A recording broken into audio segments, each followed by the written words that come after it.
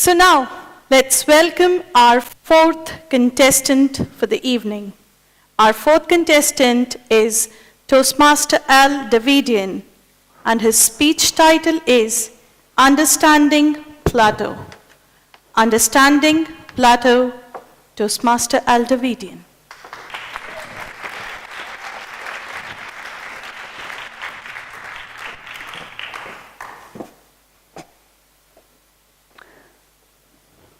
I know what you're thinking. I know. You're thinking, of all the possible contest topics that I could have picked, I chose philosophy. And now I'm going to deliver a speech in 7 minutes. And perhaps there are some of you thinking, I bet this fellow doesn't know the first thing about the founder of the Academy. And you'd be right. Madam Contest Chair, fellow Toastmasters and guests, let me assure you, this speech has nothing whatsoever to do with Plato. It has everything to do with the first book I ever checked out of the school library, which was Understanding Plato. I was 14.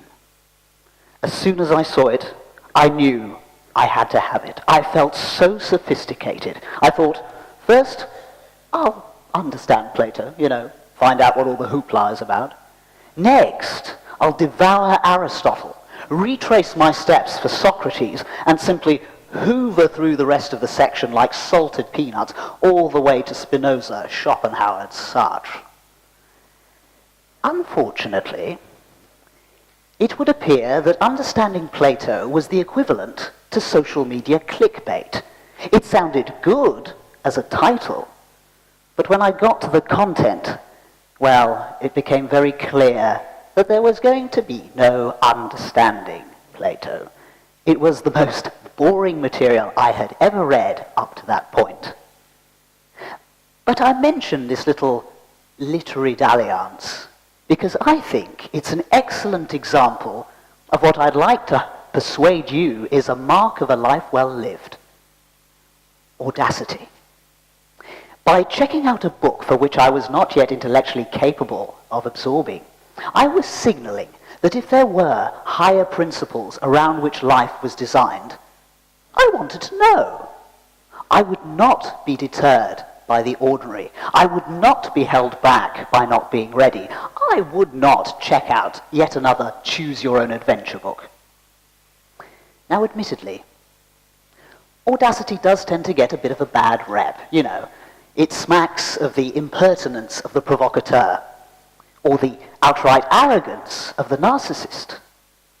And yet, audacity begins simply with an act of boldness, of courage, the willingness to go beyond preordained limits designed to keep us polite, safe, and unthreatening. Audacity, you see, may require that you claim a place at a table to which you weren't invited, and to which you were never going to be. It may demand that at times you appear as an imposter, a pretender, a fraud. Sort of like crashing a black-tie dinner party in your jeans and trying to figure out which knife, spoon, or fork you were supposed to use with the fish course.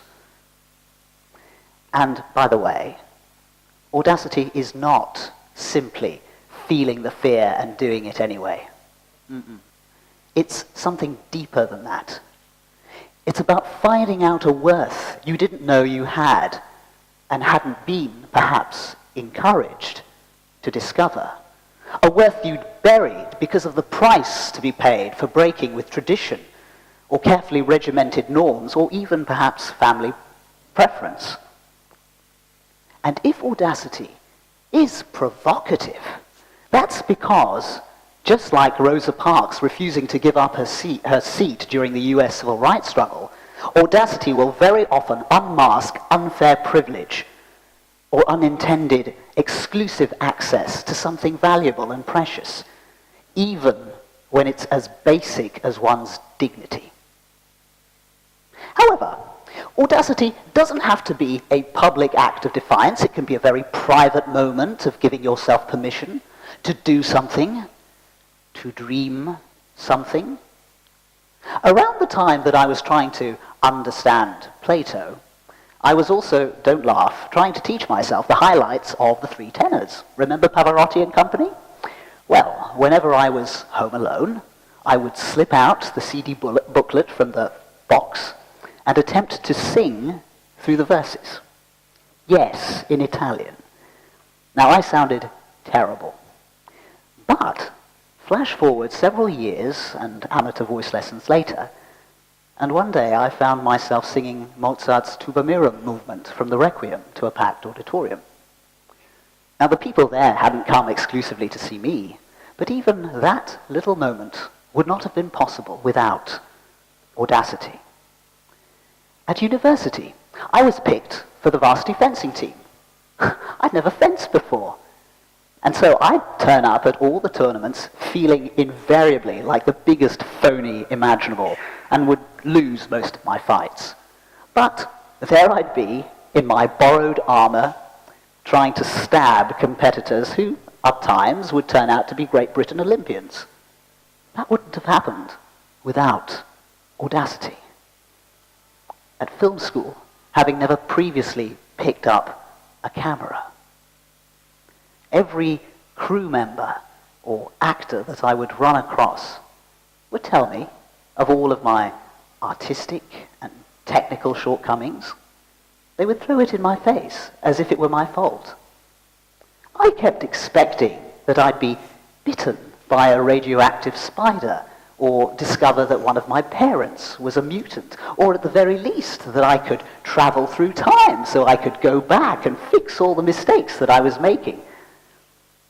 But the only superpower that I could ever rely on was the one that propelled me at the age of 14 to check out a book meant for an intellect way beyond my league. Audacity. Consider it your burning arrow shot when it's too dark to see.